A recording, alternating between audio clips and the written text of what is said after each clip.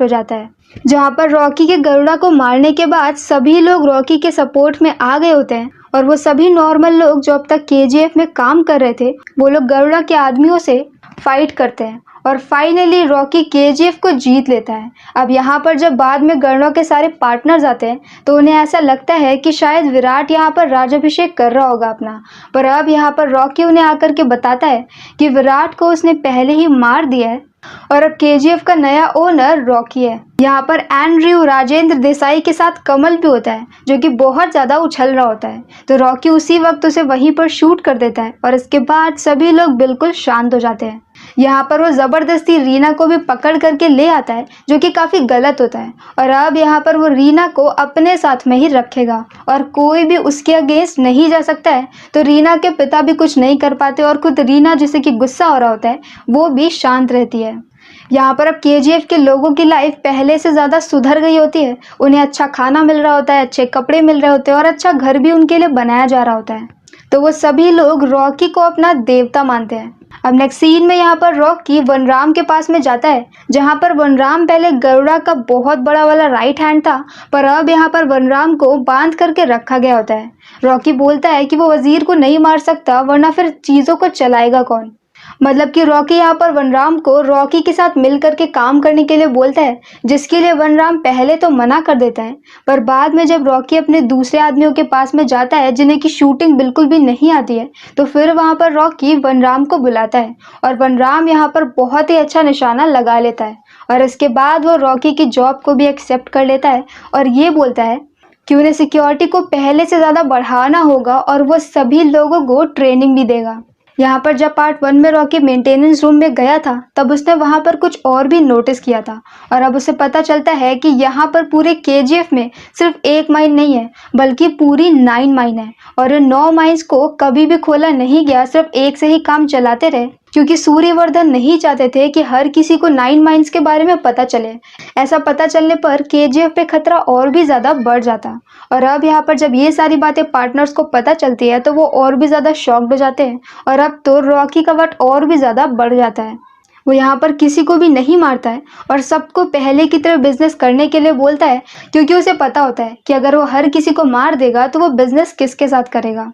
पर अब यहाँ पर जो 8 नई माइनें ओपन हुई थी उसके अंदर कोई भी वर्कर जाने से बहुत ज़्यादा डर रहा होता है, तो यहाँ पर रॉकी आता है और अब वहाँ पर वो खुद ही माइन के अंदर जाता है और काम करने लगता है। ये देख करके बाकी सबको भी मोटिवेशन मिलता है और सभी लोग अंदर चले जाते हैं। यहाँ पर राजेंद्र प्रसाद और एंड्रू ये दोनों ही रॉकी की तरक्की से परेशान हो जाते हैं और वो चाहते हैं कि कैसे भी करके रॉकी को रोक दिया जाए और रॉकी को रोकने का काम रमिका कर सकती है।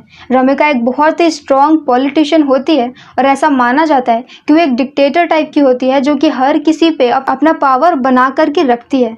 यहाँ उनकी टीम में एक पॉलिटिशियन भी होता है जिसका नाम होता है नारायण, तो अब वो लोग ये चाहते हैं कि वो लोग नारायण को पीएम की पोस्ट से हटा दे और वहाँ पर रमिका आ जाए, क्योंकि अगर रमिका आएगी तो फिर रॉकी बर्बाद हो जाएगा। इसीलिए वो लोग एक ऐसी वोटिंग का प्लान करते हैं जहाँ पे सभी पॉलिटिशियन नारायण के अगेंस्ट में वोट देंगे और उसे पीएम के पद से हटा दिया जाएगा और इसी के साथ उसकी सरकार भी गिर जाएगी। पर जब तक यहाँ पर ये सब हो उससे पहले वहाँ पर दूसरी तरफ केजीएफ में माइनिंग के दौरान उन्हें एक बहुत बड़ी स्वॉर्ड मिलती है जिसे देख करके सभी लोग डर जाते हैं। ये तलवार होती है अधीरा की, जिसे कि गरुड़ा ने मरवा दिया था। पर अब हम यहाँ पर नेक्स्ट सीन में अधीरा को जिंदा देखते हैं क्योंकि वो यहाँ पर गरुड़ा के मरने का वेट कर रहा था और अब वो फाइनली अपना केजीएफ लेने के लिए वापस आएगा। अधीरा यहाँ पर अपनी टीम को इकट्ठा करता है और केजीएफ के आउटपोस्ट 1 पर अटैक कर देता है। इस पे वहाँ पर मौजूद सभी लोग मारे जाते हैं और इसके बाद अधीरा वहाँ से निकल जाता है। ये उसके लिए बस एक शुरुआत होती है और अब अगर कोई भी केजीएफ से बाहर सोने का ट्रक लेकर के निकलेगा तो अधीरा उसे मार देगा। यहाँ पर जो पार्टनर्स होते हैं वो भी जा करके अधीरा से ही मिल जाते हैं और अब उनका प्लान ये होता है कि कैसे भी करके रॉकी को केजीएफ से बाहर लेकर के आए। इसके लिए वो जानबूझ करके राजेंद्र प्रसाद को शूट कर देते हैं और अब ये न्यूज़ सुनने के बाद राजेंद्र प्रसाद की बेटी रीना तुरंत ही केजीएफ से निकल जाती है अपने पिता से मिलने के लिए। जब ये बात रॉकी को पता चलती है तो रॉकी भी उसके पीछे पीछे चला जाता है। आगे जा करके रीना को किडनैप कर लिया जाता है और अब रीना अधीरा के लोगों के पास में होती है रॉकी यहाँ पर उसे बचाने के लिए जाता है और एक बहुत ही अच्छा सा एक्शन सीन होता है।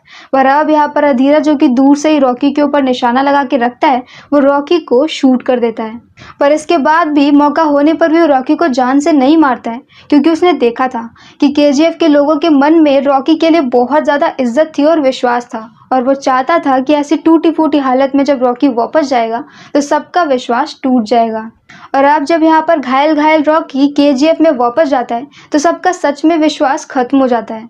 यहाँ दूसरी तरफ मुंबई में शेट्टी और बाकी सारे वो लोग जो कि रॉकी से नफरत करते थे, वो लोग रॉकी के सपोर्टर को जानबूझ के मरवा देते हैं। साथ में अगर कोई भी ट्रक केजीएफ से बाहर निकलता है तो अधीरा उसके सभी लोग को मार के उनकी लाशें वापस भेज देता है। इसकी वजह से सभी लोग बहुत ज्यादा डर गए होते हैं और अब केजीएफ के अंदर सिर्फ 8 दिन का खाना बचा होता है। और इस सब के बीच में रॉकी अभी भी बीमार होता है और अभी भी वो पूरी तरह से ठीक नहीं हो पा रहा था कि तभी उसे शेट्टी कॉल करता है और कॉल करके उसे धमकी देता है और बदतमीजी भी करता है। ये सुन करके रॉकी को गुस्सा आता है और अब वो अपने चाचा को कॉल करता है। ये चाचा उसके मुंह बोले चाचा होते हैं जिनके साथ वो मुंबई में रहता है। वो उनसे एक आखिरी हेल्प मांगता है और इसके बाद वो अपना हेलीकॉप्टर बुलाता है और काफी सारा सोना लेकर के रीना के साथ दुबई चला जाता है। ये देख करके हर केजीएफ में रहने वाले को ये लगता है कि रॉकी यहाँ पर डर करके उन सबको छोड़ करके भाग गया है, पर असल में रॉकी दुबई जाता है खलील से मिलने के लिए। वो यहाँ पर खलील के साथ अपनी मीटिंग करता है और उसे बिजनेस ऑफर करता है कि वो अफ्रीका से डायरेक्टली उसका सोना इंडिया में लेकर के आएगा। पहले तो खलील इसके लिए मना कर देता है क्योंकि रॉकी की अपनी हालत भी खराब होती है, पर अब यहाँ पर खलील को पता चलता है कि रॉकी ने अपने चाचा से बोल करके अपने दूसरे सपोर्टर्स को बुलवा करके उस हर इंसान को मरवा दिया है जो कि मुंबई में खलील के सपोर्ट में था। साथ में यहाँ पर खलील जिन गार्ड्स को अपना गार्ड समझ रहा था उसमें से आधे गार्ड रॉकी के होते हैं। यहाँ पर अब खलील के साथ डील फिक्स करके रॉकी वापस से केजीएफ की तरफ आता है और वनराम से ये कह देता है कि सारे ट्रक्स को बाहर निकालो। यहाँ पर दूसरी तरफ अधीरा उसका वेट कर रहा होता है और जैसे ही वो ये देखता है कि रॉकी यहाँ पर वापस आ गया है और उसके पीछे ट्रक्स भी हैं, उसके सभी लोग रॉकी की तरफ को अपनी गन पॉइंट कर देते हैं कि तभी वहाँ पर ट्रक के अंदर से बहुत सारे रॉकी के आदमी निकलते हैं जिनके पास बहुत अच्छी अच्छी गन्स होती है, जिनके सामने अधीरा की सस्ती गन टिक नहीं पाती है। और फाइनली उसके काफ़ी सारे आदमी मारे जाते हैं और एक तरह से यहाँ पर अधीरा की हार हो जाती है। रॉकी चाहता तो उसे मार सकता था लेकिन वो उसे छोड़ देता है। साथ में वो नारायण की सरकार को भी गिरने से बचा लेता है, अलग अलग पॉलिटिशियंस को धमकी दे करके। अब इस तरह से यहाँ पर उसका बिजनेस बहुत ज़्यादा बढ़ जाता है क्योंकि वो लगातार पूरी 9 माइन से सोना निकाल रहा होता है और इसके बाद वो बॉम्बे में जाकर के शेट्टी को भी मार देता है। और इस तरह से यहाँ पर कुछ साल बीत जाते हैं और अब वक्त आ जाता है अगले इलेक्शन का। नारायण यहाँ पर रॉकी से मिलकर के ये बोलता है कि उसे रमिका को मारना होगा, अगर रमिका जिंदा रही तो फिर वो केजीएफ को बर्बाद कर देगी। पर अब यहाँ पर रॉकी ये बोलता है कि वो औरतों और बच्चों पर हाथ नहीं उठा सकता, कि अगर किसी औरत को गुस्सा आ रहा हो तो उसके ऊपर अटैक करने के बजाय उसके सामने हाथ जोड़ना बेहतर होता है। इसके बाद इलेक्शन का रिजल्ट भी आ जाता है और रमिका जीत जाती है। जीतते ही यहाँ पर बहुत सारे लोग रमिका को केजीएफ के बारे में और रॉकी के बारे में पूरी स्टोरी बताते हैं और अब हमें यहाँ पर पता चलता है कि इतने सालों के बीच में रॉकी ने केजीएफ का डेवलपमेंट बहुत ज़्यादा हाई लेवल पर कर दिया होता है और वो लोग जो वहाँ पर कीड़े जैसी ज़िंदगी जी रहे होते हैं अब उनके पास काफ़ी अच्छे घर होते हैं। पर अब ये सब कुछ पता चलने के बाद रमिका ये बोलती है कि कुछ भी करके पूरे इंडिया में रेड डाल दो, लेकिन कहीं से भी रॉकी के अगेंस्ट में प्रूफ लेकर के आओ और उसे अरेस्ट करो। और इसके लिए वो एक स्पेशल टीम भी बना देती है। दूसरी तरफ हम यहाँ पर केजीएफ में आनंद को देखते हैं। वही आनंद जो कि मूवी के फर्स्ट पार्ट में स्टोरी सुना रहा होता है, वो यहाँ पर अभी यंग होता है और वो चिप करके केजीएफ की फोटोज क्लिक कर रहा होता है। उसे रॉकी के आदमी पकड़ लेते हैं और उसे रॉकी के सामने लेकर के जाते हैं। यहाँ पर रॉकी उससे इम्प्रेस हो जाता है क्योंकि वो एक नॉर्मल सा लेखक होने के बाद भी काफ़ी ज़्यादा ब्रेव होता है। तो रॉकी यहाँ पर उसे सामने से कहता है कि वो रॉकी की स्टोरी लिखे और सब कुछ बिल्कुल सच सच लिखे। इसके बाद यहाँ नेक्स्ट सीट में पुलिस अलग अलग जगह पे छापे मार रही होती है, लेकिन कहीं से भी उन्हें कुछ भी नहीं मिलता है। उन्हें सिर्फ एक जगह से एक सोने का बिस्किट मिलता है। जिसे कि वो पुलिस स्टेशन में जमा कर लेते हैं। जब ये बात रॉकी को पता चलती है तो वो उस एक सोने के बिस्किट को लेने के लिए पुलिस स्टेशन में पहुंच जाता है और जैसे ही सबको ये पता चलता है कि सोने का बिस्किट रॉकी का है, सब लोग डर जाते हैं क्योंकि रॉकी की शक्ल तो बहुत ही कम लोगों ने देखी होती है, लेकिन उसके नाम का डर ही बहुत बड़ा होता है। यहाँ पर वो स्टाइल में जाता है, अपनी सोने की बिस्किट लेता है, बाहर आता है, एक बहुत बड़ी सी मशीन गन लगाता है और पूरे पुलिस स्टेशन पे फायरिंग शुरू कर देता है। ये उसका अपनी नई नई गन को लाने के बाद फील्ड टेस्ट होता है। यहाँ पर फील्ड टेस्ट कंप्लीट करने के बाद नेक्स्ट सीन में हम ये देखते हैं कि रमिका को फाइनली कुछ प्रूफ मिल गया होता है और इसके दम पर वो रॉकी को अरेस्ट करना चाहती है कि तभी वहाँ पर फूलों का बुके लेकर के सामने से रॉकी उससे मिलने के लिए आता है और एक फाइल लेकर के आता है। उस फाइल में रॉकी के अगेंस्ट बहुत सारे प्रूफ होते हैं और वह सामने से बोलता है कि रमिका चाहे तो इस फाइल को रख करके उसके अगेंस्ट कोई सा भी केस बना सकती है। रमिका इस फाइल को लेने भी वाली होती है कि तभी वहां पर रमिका के दूसरे सपोर्टर्स आते हैं और ये बताते हैं कि असल में उनकी पार्टी के 200 पॉलिटिशियन को रॉकी ही फंडिंग करता है। तो मतलब कि अगर वो रॉकी के अगेंस्ट कहीं पर कोई भी खुलासा करते हैं तो सबको पता चल जाएगा कि खुद रमिका की पार्टी के लोग उसके साथ में हैं और उसकी पार्टी गिर जाएगी। अब रमिका यहाँ पर सिवाय धमकी देने के और कुछ भी नहीं कर पाती है और रॉकी वहाँ से निकल जाता है, पर इसके बाद वो जा करके सभी सोने की डिलीवरी को रोक देता है। और ये बात जब खलील को पता चलती है तो उसे काफ़ी ज़्यादा गुस्सा आता है क्योंकि रॉकी अपनी मनमानी कर रहा होता है। रॉकी के पार्टनर भी यहाँ पर रॉकी से परेशान होकर के अधीरा की हेल्प मांगते हैं और अब यहाँ पर खलील भी अधीरा के सपोर्ट में होता है। अधीरा जो कि जिंदा था वो इतने सालों से केजीएफ में काम कर रहे अलग अलग एम्प्लॉयज़ को पकड़ करके वहाँ के बारे में इंफॉर्मेशन निकाल रहा होता है और अब इतने सालों बाद उसके पास केजीएफ का एक मैप होता है।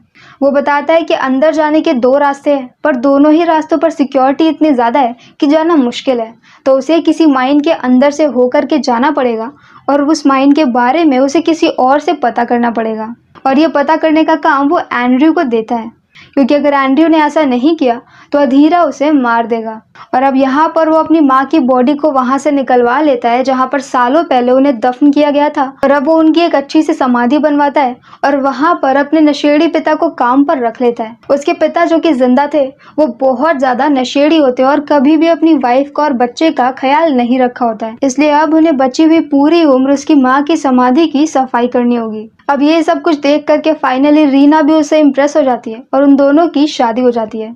दूसरी तरफ अधीरा को कोई एक बहुत अच्छी इन्फॉर्मेशन दे देता है कि वो एग्जैक्टली कहाँ पर खुदाई करना शुरू करेगा, तो वो उन्हीं में से एक माइन में पहुंच जाएगा, माइन नंबर 3 में। ये खबर मिलते ही अधीरा वहाँ पर खुदाई शुरू कर देता है और अब नेक्स्ट सीन में यहाँ पर रीना को पता चलता है कि वो प्रेग्नेंट है। वो जाकर के ये बात जल्दी से केजीएफ में खड़े हुए रॉकी को बताती है। अब इससे पहले कि यहाँ पर रॉकी खुश होता, पीछे से अधीरा के लोग अटैक कर देते हैं और उसमें वो रीना को शूट करके मार देते हैं। रीना की डेथ से यहाँ पर रॉकी को बहुत बड़ा झटका लगता है और अब गुस्से में उसके और अधीरा के बीच में एक फाइनल फाइट शुरू होती है जो कि बहुत लंबी और बहुत ही अमेजिंग होती है, जिसमें एंड में रॉकी अपना मेन हथियार हथौड़े को लेता है और उससे अधीरा की बहुत पिटाई करता है। इसके बाद वो अधीरा की गर्दन को तोड़ देता है और उसे जान से मार देता है। पर अब यहाँ पर रॉकी को पता चल गया था कि अधीरा को माइन के बारे में इंफॉर्मेशन बाहर से मिली है, तो वो तुरंत ही अपने लोगों को इकट्ठा करता है और सीधे पहुंच जाता है पार्लियामेंट में। पार्लियामेंट में उस वक्त वहां पर बहुत सारे नेता बैठे होते हैं और वहां पर रमिका स्पीच दे रही होती है और रमिका का यहाँ पर ये प्लान होता है कि चाहे उसे खुद को भी इस्तीफा देना पड़े लेकिन फिर भी वो रॉकी के अगेंस्ट वारंट निकाल के रहेगी। पर तभी वहां पर अंदर रॉकी आता है और नारायण को उसके सामने ही शूट करके मार देता है क्योंकि वो आखिरी आदमी नारायण ही होता है जो कि अधीरा की हेल्प कर रहा था और फ्रॉम द स्टार्टिंग पीछे से सारी चालें नारायण ही चल रहा होता है। और ये सारा प्लान उसी का होता है कि वो रॉकी को केजीएफ में भेजेंगे, गरुड़ा को मरवा देंगे, रॉकी को मरवा देंगे और केजीएफ को अपने कंट्रोल में ले लेंगे। पर अब यहाँ पर क्योंकि उसने सबके सामने पार्लियामेंट में आकर के एक पॉलिटिशियन को मारा है, तो अब सरकार के पास रॉकी के अगेंस्ट बहुत सारे प्रूफ आ जाते हैं और अब यहाँ पर रमिका रॉकी के अगेंस्ट डेथ वारंट निकाल देती है। रॉकी को मारने के लिए केजीएफ में बहुत बड़ी फोर्स जाती है जो कि केजीएफ में रहने वाले सभी लोगों को वहां से बाहर निकाल देते हैं ताकि वो रॉकी को ढूंढ सके। पर अब यहाँ पर उन्हें पता चलता है कि रॉकी अपने महल में नहीं होता है और नेक्स्ट सीन में हम रॉकी को देखते हैं जो कि एक शिप पर होता है। उस शिप पर उसने अभी तक का सारा सोना रखा होता है और ये सोना बहुत ज़्यादा होता है। रमिका को भी ये बात पता चल जाती है क्योंकि खुद रॉकी की शिप से उसे ये बात बताई जाती है। मतलब कि रॉकी को पता चल गया था कि उसका अंत आने वाला है, इसीलिए वो खुद ही अपनी इन्फॉर्मेशन दे देता है और वो खुद भी मरना चाहता है, पर पानी के अंदर सारे सोने के साथ, क्योंकि सोना उसी के साथ डूब जाएगा और किसी को भी नहीं मिलेगा। और होता भी ऐसा ही है। सारे फाइटर प्लेन एकदम से रॉकी के ऊपर अटैक कर देते हैं और उसकी पूरी शिप ब्लास्ट हो जाती है। रॉकी और सोना दोनों पानी के अंदर चले जाते हैं और दोबारा कभी भी किसी को भी नहीं मिलते हैं। रमिका रॉकी के बारे में हर एविडेंस को मिटवा देती है और साथ में वो ऐसा पक्का करती है कि कहीं पर भी रॉकी का जिक्र भी ना हो और किसी को भी उसके बारे में पता ना चले। इसलिए सिर्फ आनंद ही ऐसा होता है जिसे कि रॉकी के बारे में पता होता है। आनंद इस पूरी स्टोरी को लिखता है और बाद में इसे पब्लिश भी करता है। और मूवी के स्टार्टिंग की बात मैं बीच में मिस कर गई थी कि कहानी की शुरुआत में जो कि चैप्टर 1 में उसने बोला था कि एक शिला पे रॉकी की तस्वीर बनी है। कहानी की शुरुआत में वो तस्वीर मिल जाती है। वो बहुत बड़े से पत्थर पर बना हुआ रॉकी का स्कल्पचर होता है जो कि केजीएफ के लोगों ने बनाया था, क्योंकि उनके लिए रॉकी उनका देवता होता है। और रॉकी ने यहाँ पर मरने के बाद भी उनके लिए केजीएफ टाउन बसा दिया होता है, जहाँ पर बहुत सारे उनके लिए घर बने होते हैं। और इसी सैड एंडिंग के साथ ये कहानी यहीं पर ख़त्म हो जाती है। तो अगर आपको हमारा एक्सप्लेन पसंद आया हो तो प्लीज़ हमारी वीडियो को लाइक करें, शेयर करें और हमारे चैनल को सब्सक्राइब करें। तो मिलते हैं नेक्स्ट वीडियो के साथ। Bye bye.